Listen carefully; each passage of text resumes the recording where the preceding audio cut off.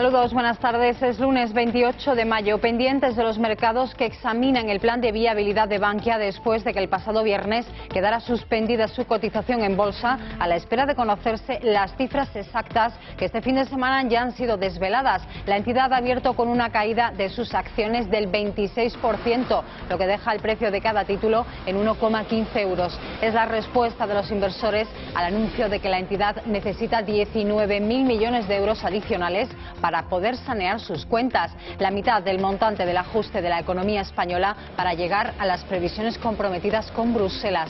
Ahora el gobierno debe decidir cómo los va a conseguir. El presidente de Bankia, José Ignacio Goyri-Golzarri, ha anunciado que la operación no tiene como objetivo devolver este dinero, sino conseguir que la entidad valga más y darle al Estado dividendos. Nosotros tenemos, como profesionales que somos, la convicción que tenemos que crear valor a nuestros accionistas, sea el Estado o sean accionistas particulares, y esa es la referencia que nosotros tenemos. Aquí no hay que devolver nada, lo que hay que hacer es crear valor para esos 19.000 millones de capital. La policía de Gibraltar ha vuelto a hostigar a un pesquero español, un marisquero de la línea de la Concepción, cuando esta madrugada intentaba faenar en las aguas que las autoridades del Peñón reclaman como propias. Este fin de semana los pescadores no han salido a trabajar para evitar un nuevo motivo de tensión con las autoridades de La Roca. Hoy las cofradías de Algeciras y la línea mantendrán un encuentro para intentar buscar una posición común y un acuerdo en relación a este conflicto. Piden la protección de las patrulleras para poder ir a pescar a las rocas y recuerdan que llevan más de 2 meses en esta situación, lo que está provocando una importante crisis en las aguas de la bahía de Cádiz.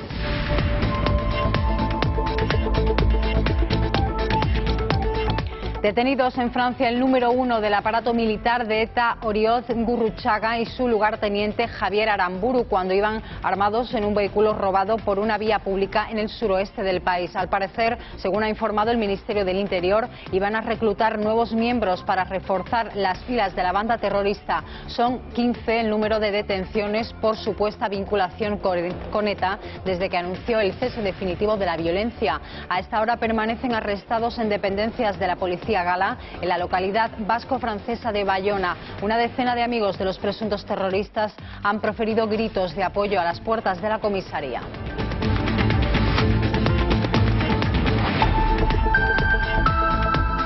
Les ampliamos estos y otros asuntos en unos momentos. Antes conocemos los titulares del día.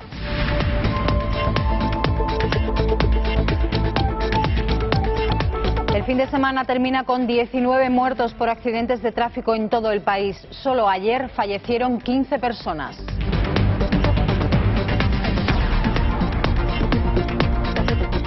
El Partido Popular ha criticado el aplazamiento del plan de ajuste del nuevo gobierno andaluz. Dice que es la primera crisis entre PSOE e Izquierda Unida.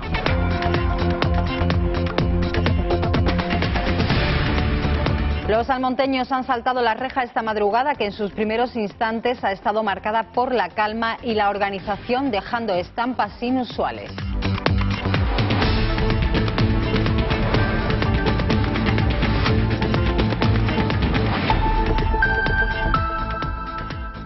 Como les contamos al inicio de este informativo, Bankia acometerá con la inyección de dinero público un saneamiento muy superior a lo exigido, 19.000 millones de euros que, según su presidente José Ignacio Goyri-Golzarri, permitirá asegurarse un futuro sólido, eficiente y rentable. Este fin de semana el Consejo de Administración ha presentado el plan para sanear a la entidad. El sucesor de Rodrigo Rato ha dejado claro que ese dinero lo aportará el Estado a través de capital y no se articulará mediante préstamos.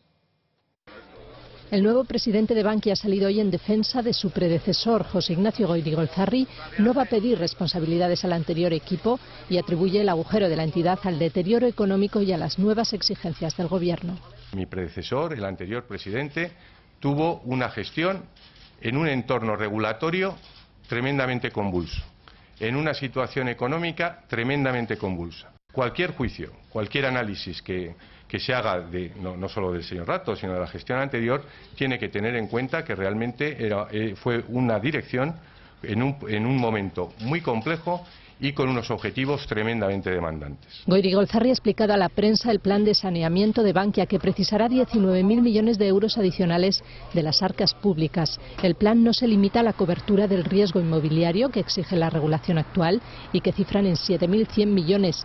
Bankia ha tomado además otros 13.000 millones de créditos sanos y los ha pasado al lado de los dudosos, lo que obliga a aumentar la cobertura. Goirigolzarri quiso dejar claro que el dinero que invertirá el Estado no es un préstamo ni una ayuda a fondo perdido. Nosotros tenemos, como profesionales que somos, la convicción que tenemos que crear valor a nuestros accionistas, sea el Estado o sean accionistas particulares, y esa es la referencia que nosotros tenemos. Aquí no hay que devolver nada, lo que hay que hacer es crear valor para esos 19.000 millones de capital. El PSOE ha dicho que no avalará más inyecciones públicas en Bankia mientras no se depuren responsabilidades en el Parlamento. El Gobierno no se ha mostrado dispuesto a hacerlo.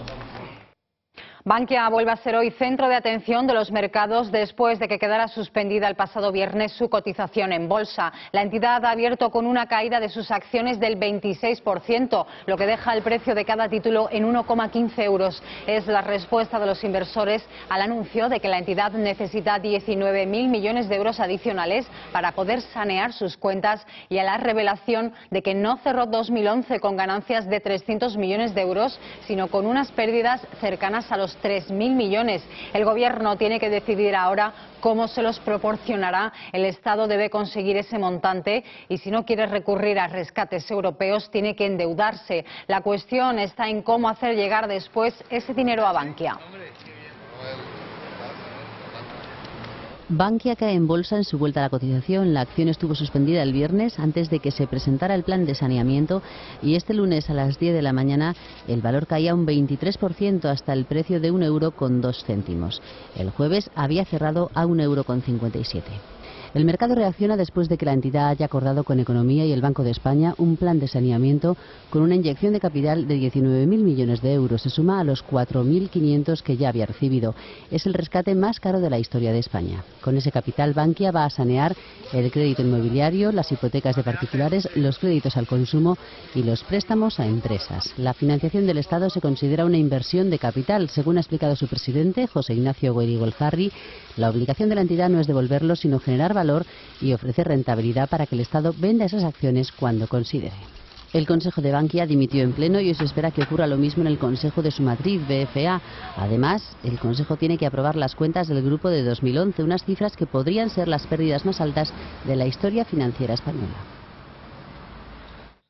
A pesar de este panorama, el presidente de Bankia y el jefe del Ejecutivo se esfuerzan en enviar un mensaje de tranquilidad a los clientes y accionistas. Este lunes, Mariano Rajoy se reúne con el Comité Ejecutivo Nacional del Partido Popular para hablar de la reforma del sistema financiero y de la nacionalización de Bankia. Además, Rajoy dará algunas pinceladas sobre la evolución de la crisis económica tras el desplome bursátil en las 2 últimas semanas y la escalada de la prima de riesgo. Los populares aprovecharán esta cita para cerrar una intensa agenda de actos para los próximos meses, con la visita puesta en las elecciones vascas y gallegas.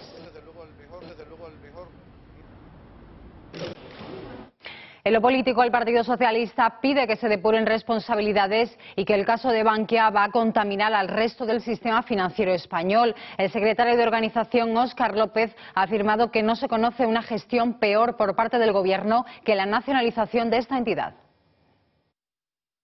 El PSOE ha pedido hoy explicaciones al Gobierno sobre cómo se va a financiar la recapitalización de Bankia.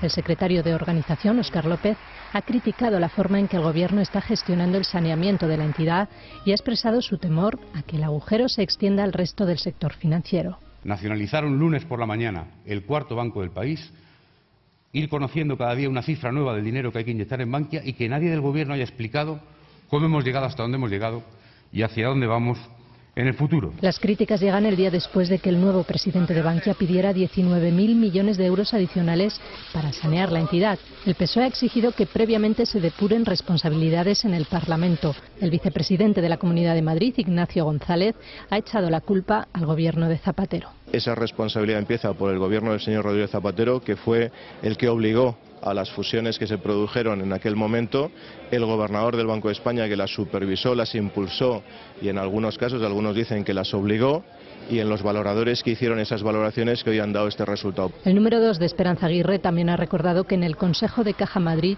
todas las fuerzas políticas votaron de forma unánime las decisiones que se tomaron en aquellos momentos.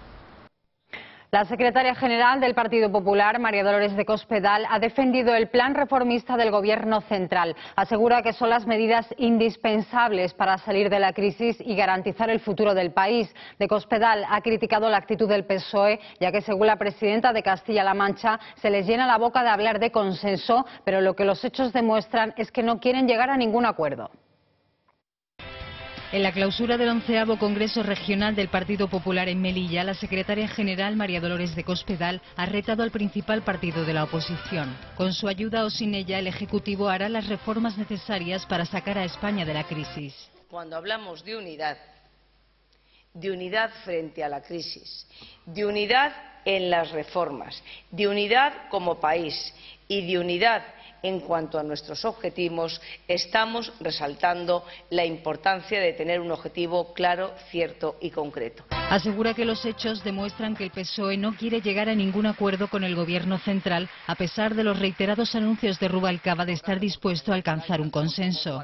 Este partido es un partido de consenso y es un partido que sabe dialogar y que sabe buscar encuentros y sabe buscar lo que nos une por encima de lo que nos separa con todos y cada uno de los partidos políticos que hay en nuestro país. Con alguno es muy complicado buscar encuentros, como vosotros sabéis, pero sí podría ser con el Partido Socialista. Pero si se les llena la boca diciendo que quieren hablar de consenso y luego no quieren consensuar nada, es muy difícil que los españoles les crean. Dice que su partido tiene los objetivos muy claros para garantizar el futuro de nuestro país, aunque también ha destacado que escucharán tanto a los que comparten su postura como a los que no. Todo ello con un afán que es el de defender el interés general de España por encima del interés de un partido político o de asegurarse el sillón por mucho tiempo. Hoy en el Comité Ejecutivo Nacional, de Cospedal analizará la campaña del PP sobre el plan de medidas de Mariano Rajoy, ajustes que según la Popular se han hecho en tiempos récord e impuestas por la herencia del anterior gobierno socialista. Ese futuro para el gobierno de Rajoy incluye un conjunto de privatizaciones que aprobará antes del verano, con las que el Ejecutivo espera ingresar entre 20.000 y 30.000 millones de euros. El nuevo plan, que complementa las reformas ya aprobadas, afectará a todos los ministerios y permitirá la entrada de la iniciativa privada en numerosas sociedades y la prestación de servicios públicos, en concreto a empresas como Renfe, AENA, Puertos del Estado, Paradores y Loterías y Apuestas del Estado. En estos momentos el presidente Mariano Rajoy está estudiando qué activos tienen un valor atractivo para los inversores para así evitar ventas a precio de saldo y qué empresas tienen ingresos suficientes para aliviar la tensión de la deuda española.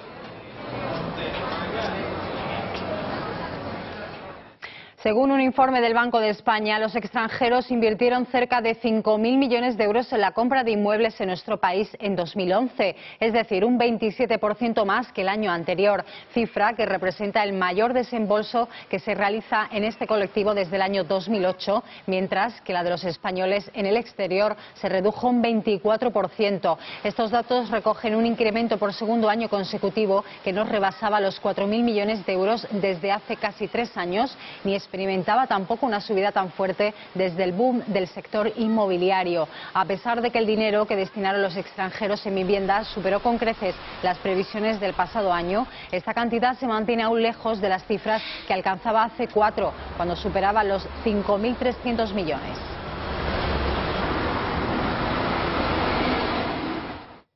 Miramos ahora a Asturias, porque desde este sábado el Principado vuelve a ser socialista. Javier Fernández ya ha prometido el cargo como presidente del gobierno autonómico. En su discurso ha asegurado que no aspira a una Asturias perfecta, pero sí a mejorar la que existe, porque puede y debe estar mejor. Fernández ha garantizado dedicación, entrega, trabajo y decencia para llegar a una Asturias que ascienda por la escalera del progreso, cuyo primer peldaño es la lucha contra el desempleo.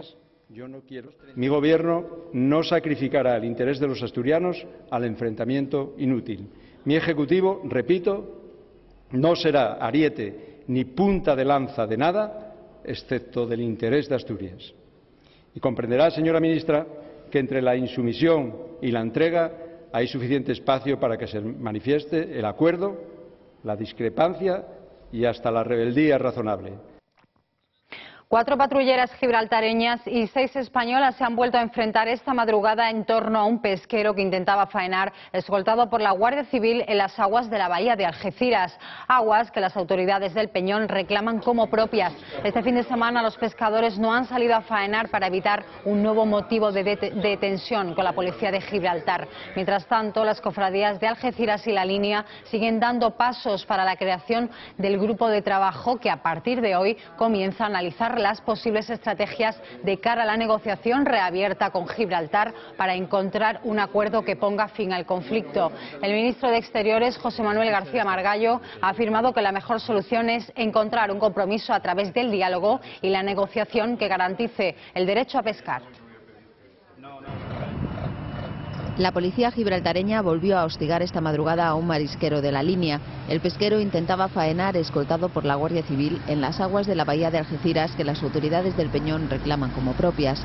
Ante el hostigamiento, la Guardia Civil trató de mediar para garantizar la pesca, lo que produjo momentos de tensión con las patrulleras. En los incidentes se vieron implicadas hasta 4 embarcaciones de la policía de Gibraltar y 6 de la Guardia Civil. La Royal Navy se mantuvo alerta en una posición alejada, pero sin intervenir. Como consecuencia de ello, un centenar de trabajadores españoles en Gibraltar se han concentrado en protesta por las largas colas que a raíz del conflicto pesquero se producen diariamente en el paso. La Asociación Sociocultural de Trabajadores Españoles en Gibraltar, ASTEC, ha colgado numerosos carteles en los que exhibían sus quejas, ya que según la organización ven peligrar sus puestos de trabajo por la tensión desatada en los 2 últimos meses en las aguas próximas a la colonia británica. Un centenar de trabajadores españoles en Gibraltar, un colectivo formado por más de 8.000 personas, se han concentrado en la verja para protestar porque se sienten perjudicados por las largas colas que a raíz del conflicto pesquero se producen diariamente en este paso. La concentración, convocada por la Asociación Sociocultural de Trabajadores Españoles en Gibraltar, ha durado alrededor de 1 hora y ha provocado enfrentamientos verbales entre los asistentes y otros ciudadanos de La Línea. El presidente de la asociación, Salvador Molina, ha destacado que los trabajadores ven peligrar sus puestos de trabajo. El gobierno nos está perjudicando. ¿Por qué? Porque si ellos quieren negociar con Gibraltar, que negocien, me parece muy bien. Yo no me voy a meter que puedan ver cosas buenas, que negocien con Gibraltar y vengan cosas buenas para España. Me parece muy bien, pero que no nos toquen a los trabajadores. En Gibraltar trabajan, según datos de esta asociación, más de 4.300 españoles como empleados fijos y otros tantos en horas parciales o servicios domésticos. En el Parlamento andaluz, los 3 grupos con representación han cerrado el reparto de las presidencias de las comisiones de la Cámara Andaluza, que quedarán constituidas este lunes. En concreto, un total de 17 comisiones parlamentarias, todas, salvo la de Gobierno Interior y Peticiones, que ya se ha formado con anterioridad y que preside el presidente Manuel Gracia. El Parlamento cuenta con 11 comisiones permanentes legislativas que se corresponden con cada una de las consejerías del Gobierno andaluz y las 7 restantes no legislativas. Finalmente, el decreto del plan de ajuste de la Junta se retrasará al menos 10 o 15 días para abrir la puerta a una negociación con los sindicatos sobre el recorte salarial a los empleados públicos. Así lo ha anunciado el vicepresidente Diego Alderas. Sobre los efectos que tendrá esta decisión, habrá que esperar a ver cómo termina este diálogo después del fracaso del pasado jueves en la Mesa de Función Pública. El vicepresidente de la Junta y coordinador general de Izquierda Unida, Diego Valderas, ha anunciado que se aplazará entre 10 o 15 días el decreto que recoge los recortes aprobados por el Consejo de Gobierno de la Junta recientemente. El objetivo de este aplazamiento es negociar con los sindicatos la bajada de sueldo a los funcionarios porque, recuerda, el decreto aún no ha sido llevado al Parlamento para su aprobación. El decreto aún no ha salido. Y por lo tanto, si el decreto aún ha salido, se está situando en un campo de negociación con las organizaciones sindicales.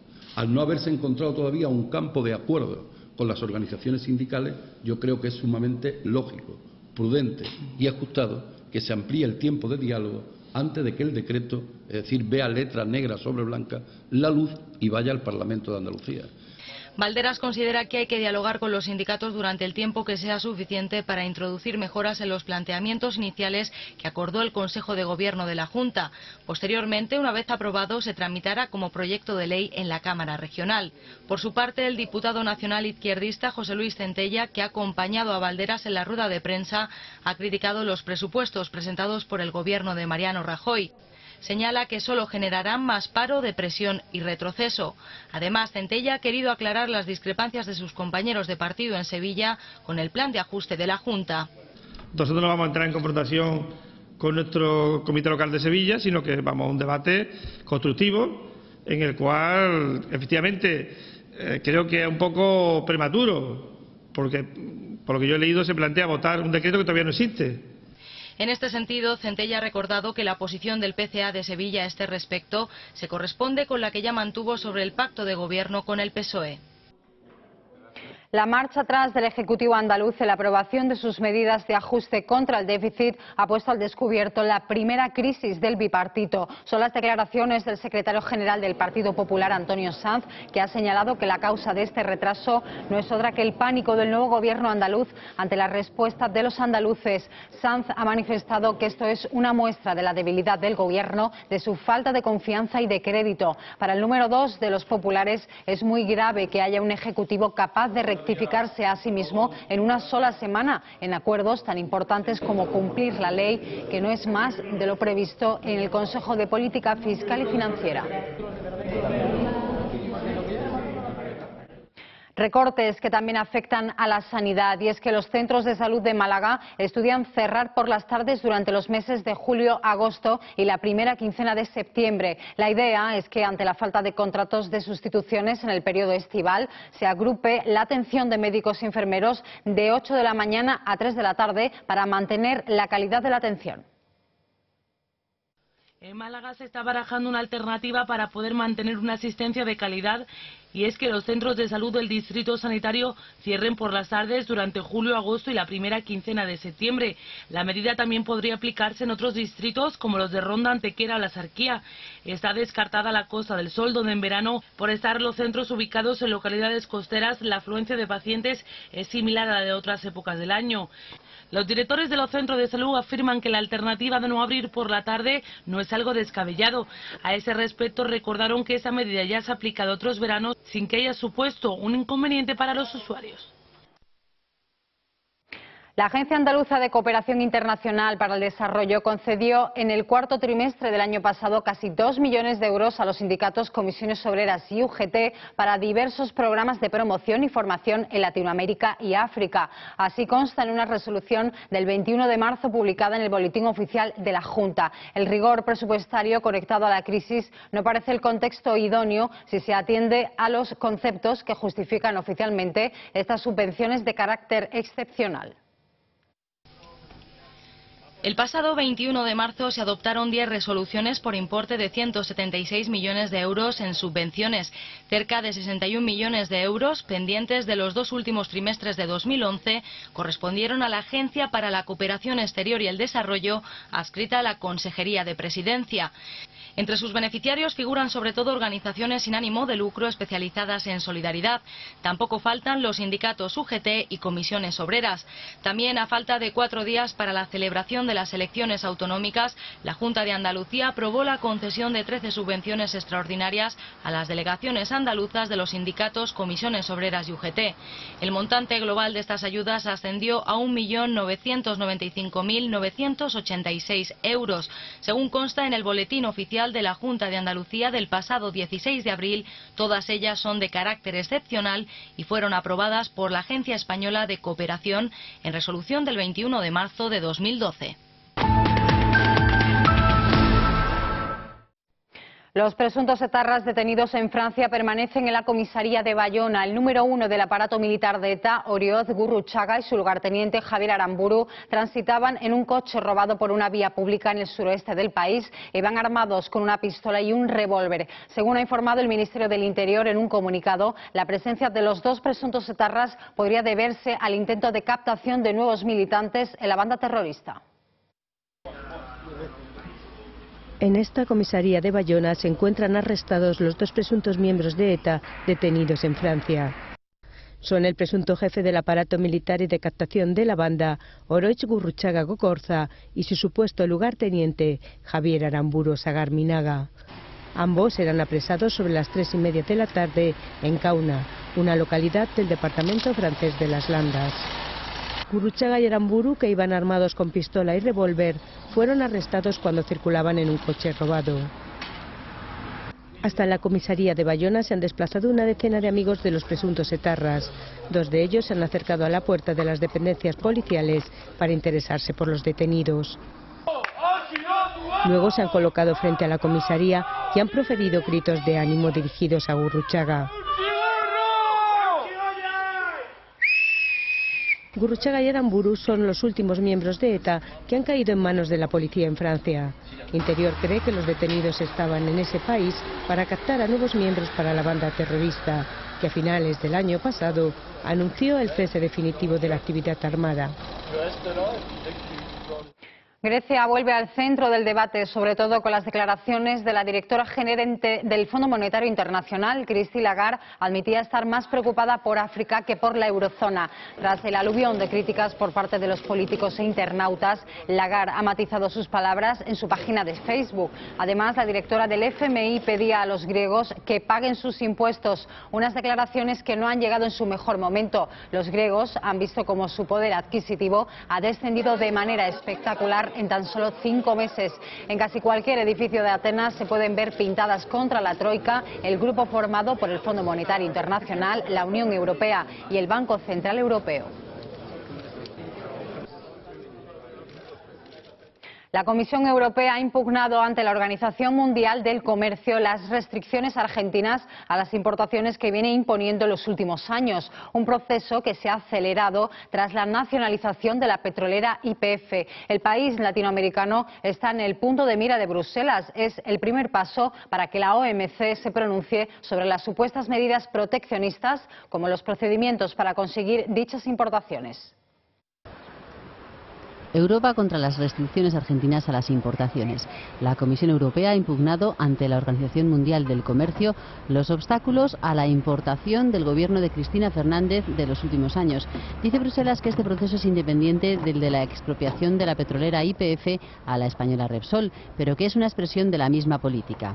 Bruselas primero va a llamar a consultas a Argentina. Es un paso previo para que la Organización del Comercio opine. La CE denuncia que Argentina impone un régimen de autorización previa a la importación de mercancías y que además algunos de esos productos necesitan una licencia que retrasa el proceso. Además, exige a los importadores que equilibren sus compras con exportaciones. Europa insiste en que estas medidas suponen pérdidas importantes para la industria de la Unión. Calcula que en 2011 estos requisitos restaron 500 millones de euros a las ventas europeas. El año pasado la Unión Europea vendió productos a Argentina por valor de 8.300 millones de euros.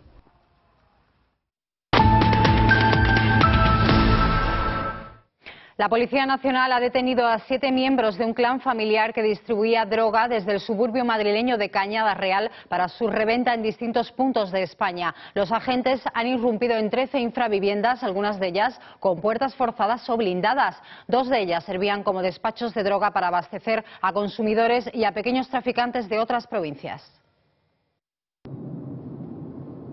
Es la Cañada Real Galeana el principal mercado de droga al menudeo de Madrid.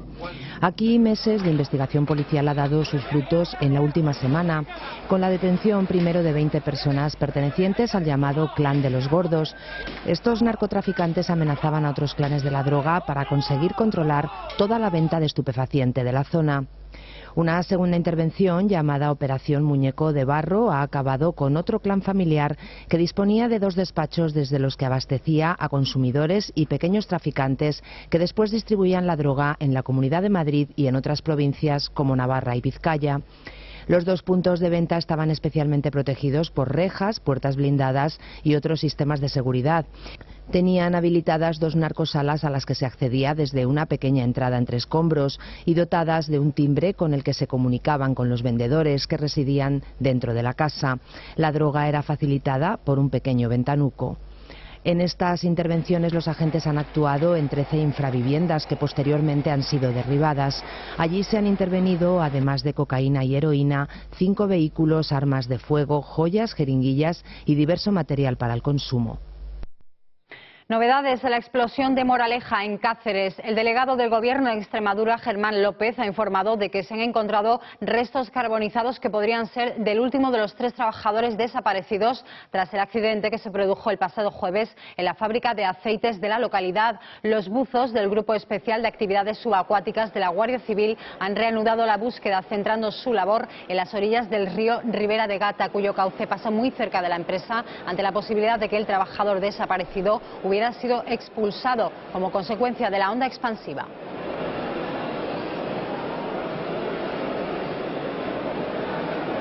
Y balance de la Dirección General de Tráfico: 19 personas han fallecido en las carreteras españolas, 4 han sido motoristas, entre ellas 15 han muerto el sábado y 4 el domingo. En estos días también se han contabilizado 16 heridos, 10 graves y otras 6 personas con pronóstico leve. Uno de los accidentes ocurrió en Gerona, en el que se vieron implicados 3 coches, del que 2 personas perdieron la vida. En Andalucía la siniestralidad de las carreteras ha incluido otras 5 muertes. En Córdoba se han producido 2 accidentes, un motorista ha fallecido al salirse su ciclomotor y una pareja ha perdido la vida como consecuencia de una colisión por alcance de 2 vehículos en marcha.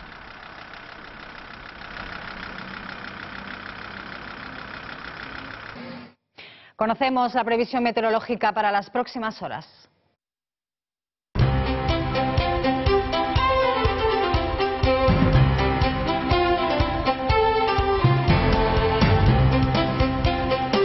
En el Pirineo se concentran las nubes más compactas, que seguirán dejando alguna débil precipitación. En el nordeste de Galicia la nubosidad dejará algo de agua. El sistema ibérico también puede llegar a alguna débil precipitación. Intervalos nubosos en el resto de la mitad norte y centro peninsular. Cielos más despejados al sur. Ausencia de nubosidad o nubosidad muy escasa en Andalucía. No habrá precipitaciones, temperaturas máximas sin cambios apreciables o el ligero ascenso. Mínimas sin cambios, vientos moderados del suroeste.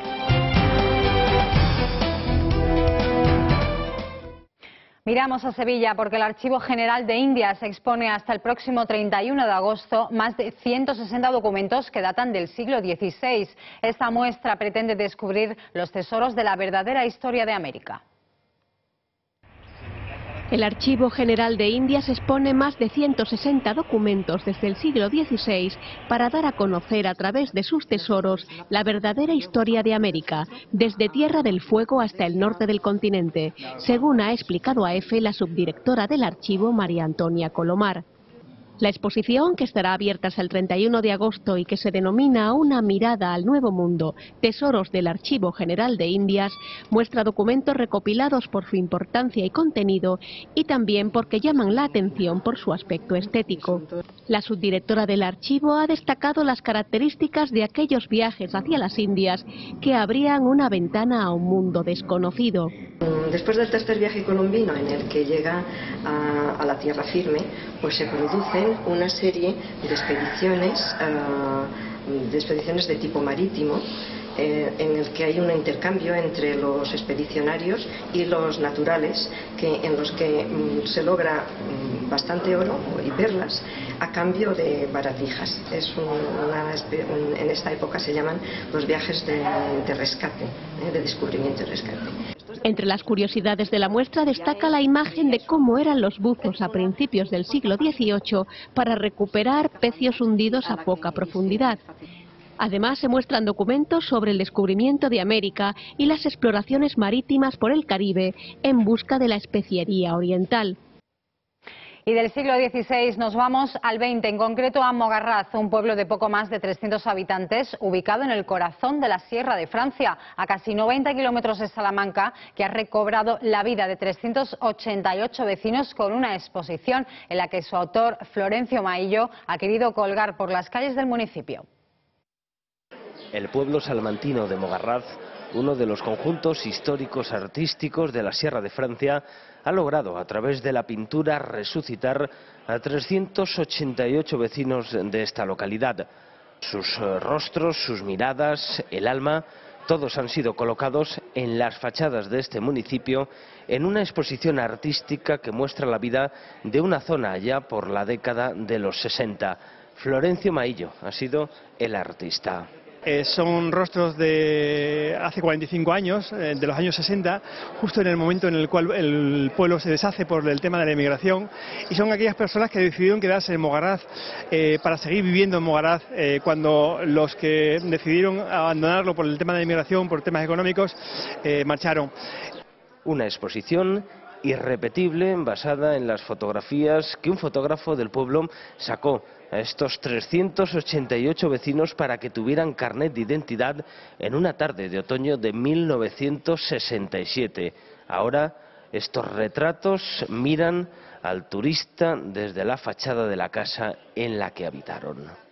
Seguimos remontándonos en el tiempo hasta 300 años atrás. El instrumento de 5 cuerdas tradicional de Canarias es el timple, pues un joven músico de la isla lo ha transformado por primera vez en eléctrico. Béser Rodríguez busca con esta innovación acercar su suave melodía a ritmos de jazz y pop.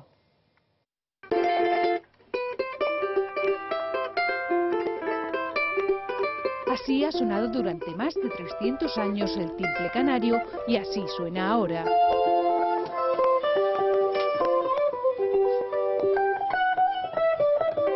El tradicional instrumento canario de 5 cuerdas se ha convertido en eléctrico, como ya hicieron la guitarra o el violín. Su artífice, el joven músico Béser Rodríguez. Con esta innovación, dice, busca acercar la suave melodía del timple a ritmos de jazz y pop. Que efectivamente es un camino que se ha abierto, que tenemos que explorar, un pasito más en la evolución del instrumento, y bueno, eso nos permitirá hacer cosas nuevas y dar timbres nuevos al oído con este tipo de cosas. Aunque todavía no ha sido presentado en público, el llamativo timple eléctrico ha causado todo tipo de reacciones. Hay gente a la que le gusta muchísimo la idea y consideran que es un camino que se ha abierto y que es un camino que merece la pena explorar, y hay otras personas que no les agrada tanto la idea. Pero convencido de su original versión, el joven músico tinerfeño se atreverá el próximo 30 de mayo, coincidiendo con el Día de Canarias, a dar el primer concierto de timple eléctrico de la historia.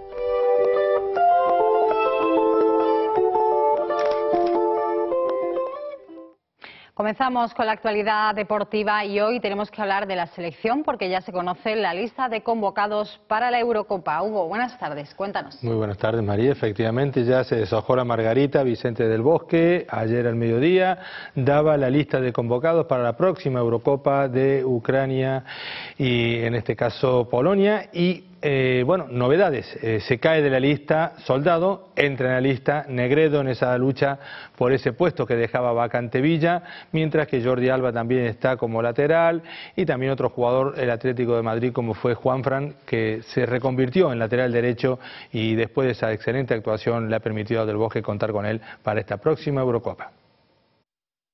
Después de muchas especulaciones, el seleccionador se decidió para llevar a la Eurocopa 2012 al bloque que conquistó el Mundial 2010.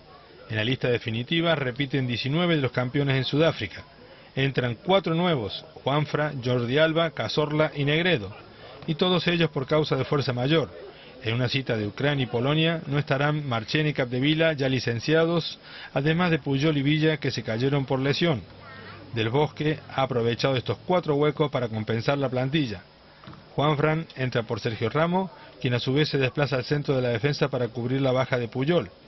Jordi Alba es el relevo de Capdevila en el lateral izquierdo. Cazorla, que se perdió el Mundial por una lesión de espalda, ocupa la vacante que dejó libre Marchena. Y por último Negredo entra por Villa. Quedan en la selección 12 jugadores con los que Luis Aragonés ganó la Copa del 2008. Son Casillas, Reina, Sergio Ramos, Arbeloa, Albiol, Xavi Alonso, Xavi Hernández, Iniesta, Cazorla, C. Fábrega, Silva y Torres. Salvo Cazorla, los otros 11 aspiran a cerrar el ciclo Eurocopa, Mundial, Eurocopa. La lista solo tiene un punto débil. España tendrá que jugar 3 partidos en la primera semana de la Eurocopa. Xavi Hernández, el cerebro, no está para aguantar este ritmo. Su sustituto natural, C. Fábrega, arrastra problemas físicos, por eso Del Bosque tanteó a Thiago, pero resulta que también está lesionado. Y nos vamos también a Barcelona porque después de haberte convertido como brillante campeón de la Copa del Rey el pasado viernes, ya están casi todos de vacaciones, por no decir todos, pero también le dio tiempo para un partido solidario. En el Palau estuvieron también en un partido, eso sí, de fútbol sala donde entrenaron las 9 equipaciones. Eso sí, todos lucharon en algo muy importante como es contra la pobreza. En un Palau Sant Jordi a rebosar de 14.000 personas, la mayoría de ellos niños, jóvenes y familias, los jugadores del Barça se sacudieron de toda la presión de la competición. Por un lado Pinto de azulgrana, Xavi, Piqué, Pedro, Montoya, a las órdenes de Tito Vilanova, con Bartra, Rodri y Espinosa en el banquillo. Frente a ellos de naranja, Guardiola sacó a Masip, Iniesta, Busquets, Adriano y Tello, además de a Dos Santos, Muniesa y Gustavo. Valdés e Ilie actuaron como comodines. Al final el resultado fue lo de menos, todo fue un espectáculo desde el preludio, cuando la compañía El Comediante escenificó un universo con planetas gigantes que sobrevolaron el Sant Jordi. Tampoco faltaron a la cita algunos lesionados, entre ellos un ovacionado Carles Puyol. Ritmo competitivo ninguno, pero motivación, ganas y humor no faltaron, y eso lo agradecieron los espectadores, especialmente el meta Valdés. Le acompañaron Piqué con sus espectaculares gestos técnicos o Busquets, quien dejó ir a su pillería habitual al robar una camiseta del equipo contrario y marcar un gol entre el despiste general. Al final, con un 8-8 en el marcador, el Barça de Pep venció a los penaltis al de Tito. Fue el último título de la temporada, esta vez solidario. Y nos vamos ahora mismo a también conocer la novedad del Málaga Club de Fútbol, un Málaga Club de Fútbol que está ya pensando en la próxima temporada. El sábado llegó el vicepresidente del Málaga, Abdullah Gum. El jordano viene para poner orden en el seno del club ante la posible salida de Fernando Hierro, que dará una rueda de prensa esta tarde. Su presencia en las oficinas impulsará las negociaciones para configurar la plantilla de la próxima temporada. A la vez, llega una importante inyección económica que permita al club ponerse al día con la plantilla, empleados y entidades a las que se le debe dinero. El jeque quiere dejar clara la viabilidad económica del proyecto.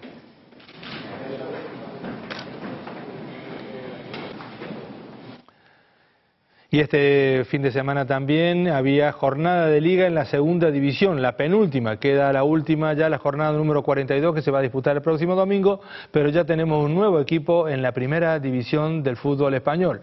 El Deportivo de La Coruña, tras vencer al Huesca por 2-1, eso sí, en un partido muy complicado y al final pudo tener el premio con el gol de Xisco, la afición disfrutaba por las fuentes también y las calles de A Coruña. Miles de aficionados del Deportivo se lanzaron anoche a la calle para festejar la vuelta de su equipo a Primera División. La Fuente de Cuatro Caminos, el lugar emblemático de celebración de los éxitos del deportivismo, volvió a llenarse de miles de seguidores del conjunto coruñés. La Fuente no acogía una fiesta así desde la final de la Copa del Rey del 2002 en el Santiago Bernabéu ante el Real Madrid. El Deportivo aseguró su retorno a Primera un año después de bajar, con una difícil victoria sobre el Huesca por 2-1. Y ahora queda ya la segunda plaza de ascenso directo, donde el Celta le ha ganado ya también el envite al Real Valladolid, y solamente con un empate el próximo domingo frente al Córdoba, que también con el empate le sirve para estar en playoff, con lo cual blanco y en botella. Tenemos también, vamos a ver los resultados que se han dado en esta jornada en la segunda división. Barcelona B 2, Las Palmas 0, Girona 0, Recreativo de Huelva 0, Córdoba 2, Real Murcia 1, Naci de Tarragona 1, Celta 2, Alcoyano 4, Elche 0, Guadalajara 0, Almería 1, Alcorcón 2, Real Valladolid 2, Sabadell 1, Numancia 3, Hércules 2, Jerez Club Deportivo 2, Deportivo de La Coruña 2, Huesca 1 y Cartagena 6, Villarreal 2. Y en este caso el Almería todavía tiene que hacer los deberes, porque esos 3 puntos que lo distancian ahora mismo del Hércules puede ser una distancia, 2 puntos con el Hércules y 3 con otros competidores como son el Córdoba y el Alcorcón, pero tendrían que fallar uno de los 3 y ganar el Almería para entrar en esos playoffs de ascenso, algo bastante complicado, como también lo que tiene complicado es justamente el Unicaja de Málaga, que está pensando ya en la próxima temporada. Joel Freiland, podría desvincularse del Unicaja. El británico quiere jugar en la NBA y tiene oferta de otros clubes europeos. Los dirigentes cajistas tampoco están satisfechos con el rendimiento del jugador y ven atractiva la opción de hacer caja y liberarse de su contrato, el más alto de la plantilla. Freeland tiene contrato en vigor hasta el 2014, pero quiere dar un salto en su carrera y medita su posible salida. Es decir, que las ambiciones lícitas como... Esas limitaciones económicas hacen que el Unicaja también tenga que dejar un hueco para poderse reforzar en condiciones para la próxima temporada. Habrá que ver quién sustituye al británico, Hugo. Y si trae suerte al equipo. Sí, sobre todo que tenga un mejor rendimiento, porque buen jugador es, pero muchas veces no hacen todo lo que deben hacer. Gracias, Hugo. Vamos a hablar del Rocío, porque los salmonteños han saltado la reja esta madrugada después de esperar en la ermita la llegada del Sin Pecado. Una cita que, al margen de lo habitual, ha estado marcada por la calma y la organización, dejando estampas inusuales. Ahora sí, ha dado comienzo la procesión de la Virgen del Rocío. Aplausos, vítores y emoción desbordada. Los salmonteños saltan la reja a las 3:30 de la madrugada. La procesión de la Virgen del Rocío comienza su recorrido. La imagen de la Blanca Paloma, ataviada con el manto de los apóstoles y adornada con grandes flores de colores, se pasea durante horas por distintos rincones de la aldea para visitar a los hermanos de sus 110 filiales.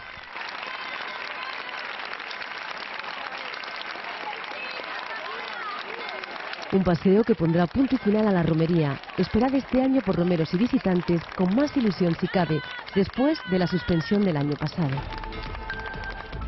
Hasta aquí este tiempo de información. Recuerden que la actualidad regresa en nuestra segunda edición. Hasta entonces, disfruten del día. Buenas tardes. Adiós.